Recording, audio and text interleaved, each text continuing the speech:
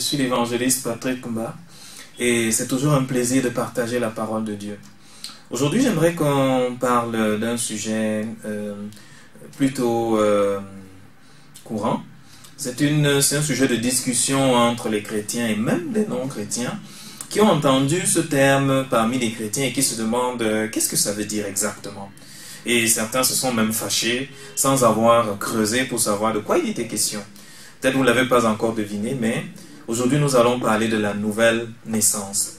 Dans mon expérience, je suis d'une église plutôt traditionnaliste où le sujet de la nouvelle naissance n'est pas un sujet très discuté et certains même ils sont parfois un tantinet hostile. Et pour moi ce n'est pas un problème. Mais j'ai vécu une expérience amusante où à force de passer du temps avec une jeune sœur en Christ qui était dans la même communauté, et elle a remarqué certains aspects de mon comportement qui étaient différents, et elle m'a posé la question, mais pourquoi tu te comportes comme cela? Elle m'a dit, tu fais un peu comme un born again. Vous savez, pour ceux peut-être qui ne parlent pas anglais, c'est le terme pour dire né de nouveau. Et la question que je me posais après cela, c'est est-ce qu'il est possible qu'on soit un vrai chrétien sans être justement born again, ou alors né de nouveau? Je n'aimerais pas trop vous donner mon avis, j'aimerais vous donner plutôt l'avis de la parole de Dieu sur le sujet. Et c'est pour cela que j'aimerais que nous lisions un extrait de la Bible. C'est la rencontre de Jésus avec quelqu'un qu'on appelait un docteur de la loi. De nos jours, ce serait peut-être un professeur dans une faculté de théologie. Et dans le cas d'espèce, le monsieur s'appelait Nicodème. Je ne vais pas vous en dire plus. Lisons Jean chapitre 3, versets 1 à 8. Mais il y eut un homme d'entre les pharisiens nommé Nicodème, un chef des Juifs, qui vint lui auprès de Jésus de nuit et lui dit, Rabbi, nous savons que tu es un docteur venu de Dieu, car personne ne peut faire ces miracles que tu fais si Dieu n'est avec lui. Jésus lui répondit, en vérité, je te le dis, si un homme ne naît de nouveau, il ne peut voir le royaume de Dieu. Nicodème lui dit, comment un homme peut-il naître quand il est vieux? Peut-il rentrer dans le sein de sa mère et naître? Jésus répondit, en vérité, je te le dis, si un homme ne naît d'eau et d'esprit, il ne peut entrer dans le royaume de Dieu. Ce qui est né de la chair est chair, et ce qui est né de l'esprit est esprit.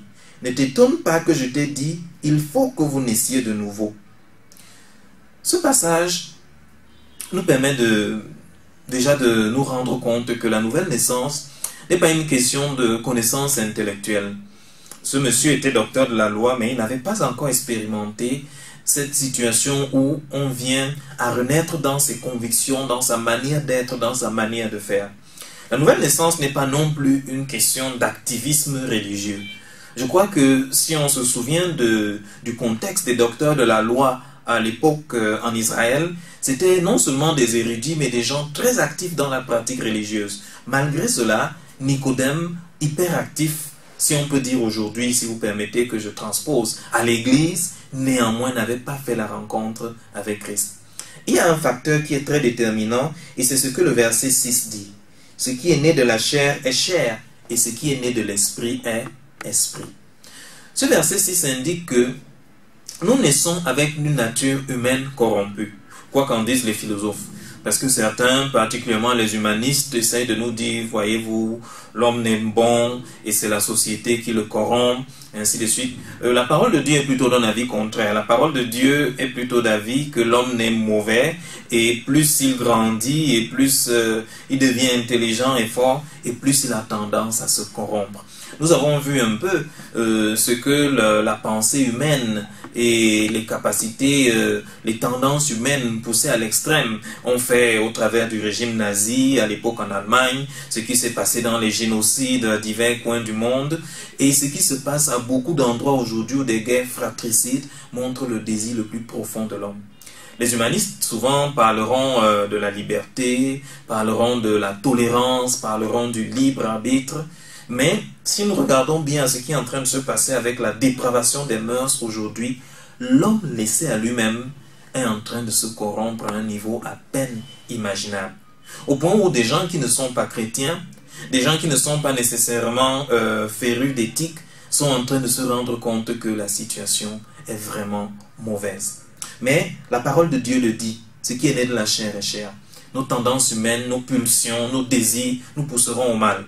Mais si nous avons l'opportunité de naître de Dieu, alors il nous transmet, comme les parents nous transmettent leurs gènes, leur teint peut-être, et que sais-je, leur démarche, et tout ce que les parents peuvent transmettre lorsqu'on dit que le tel père, tel fils, cette fille ressemble à sa mère. Les parents nous donnent essentiellement leurs gènes, leurs habitudes, et ainsi de suite. Mais Dieu nous donnera son caractère si nous naissons en lui. Et parfois, les gens ne se rendent pas compte de l'importance, du besoin qu'on a justement à naître de nouveau. Nous avons eu un moment intéressant, une sortie d'évangélisation que je n'ai jamais oubliée. Je suis tombé nez à nez avec un monsieur d'un certain âge, je crois qu'il aurait de loin pu être mon père. Et quand je lui ai présenté quelques principes sur l'importance de naître de nouveau, il m'a fait comprendre que c'était pour lui un signe de mépris de ma part, d'oser imaginer que quelqu'un de son âge et de surcroît ancien d'église pouvait ne pas être chrétien. Attention, Jésus dit à Nicodème que si quelqu'un ne naît de nouveau, il ne peut entrer dans le royaume des cieux. Mais d'où est-ce que cela vient? Vous savez, tout commence d'abord par un principe très simple. C'est que Dieu nous aime et il a à cœur le meilleur pour nous. D'ailleurs, quand vous lisez Jean 10 au verset 10, la deuxième partie, la parole de Dieu nous dit que Jésus dit « Je suis venu pour que les brebis, c'est-à-dire vous et moi, aient la vie et la vie en abondance. » Mais le fait de savoir cela, jusque-là, ça ne nous sauve pas. Nous avons besoin maintenant de nous rendre compte du degré d'amour qu'il a pu investir. Dans la lecture que nous avons faite, si on continue un peu plus loin, le verset 16 le dit « Car Dieu a tant aimé le monde qu'il a donné son Fils unique, afin que quiconque croit en lui ne périsse pas, mais qu'il ait la vie éternelle. » Comme dans les histoires d'amour, malheureusement, il y a un mur. Il y a quelque chose qui bloque cet amour spécial que Dieu a pour nous, c'est le péché. C'est notre tendance à n'en faire qu'à notre tête, à être soit passif vis-à-vis de la parole de Dieu et dire que ça ne nous concerne pas, ou à nous rebeller carrément contre Dieu et à aller en guerre contre lui. Et la parole de Dieu dit, tous ont péché et sont privés de la gloire de Dieu. C'est là que Jésus intervient. C'est là qu'il intervient en venant sur terre et en décidant de mourir pour donner sa vie pour toi et pour moi. Mais le fait de savoir cela ne nous sauve pas. Il y a une dernière question. Est-ce que tu voudras donc accepter de t'ouvrir à lui? Parce que pour passer par la nouvelle naissance, il faut d'abord se rendre compte de sa pauvreté spirituelle.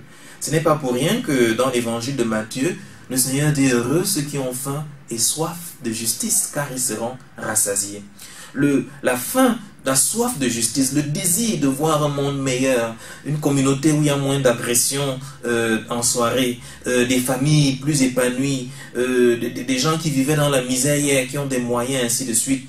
Tout cela vient d'une aspiration beaucoup plus profonde, c'est de voir la justice de Dieu être manifestée. Et lorsque des gens ont de telles aspirations, et qui se rendent compte qu'eux-mêmes font partie du problème, parce qu'eux-mêmes vivent dans le péché, et que ces personnes ouvrent leur cœur à Jésus, alors il y a une possibilité de naître de nouveau. La personne dira simplement à Dieu, je suis vraiment fatigué d'avoir mené ma vie à ma façon, je reconnais que je n'ai pas en moi la capacité de vivre une vie qui t'honore, entre dans ma vie. Fais de moi la personne que tu veux que je sois. Je t'assure, si tu empruntes ce chemin aujourd'hui pour reconnaître tes fautes, reconnaître ton besoin de Jésus et te rendre compte de l'impact de son œuvre à la croix, tu vas passer par cette nouvelle naissance. Et je ne te souhaite rien de mieux, parce qu'il n'y a rien de mieux que cela. À la prochaine.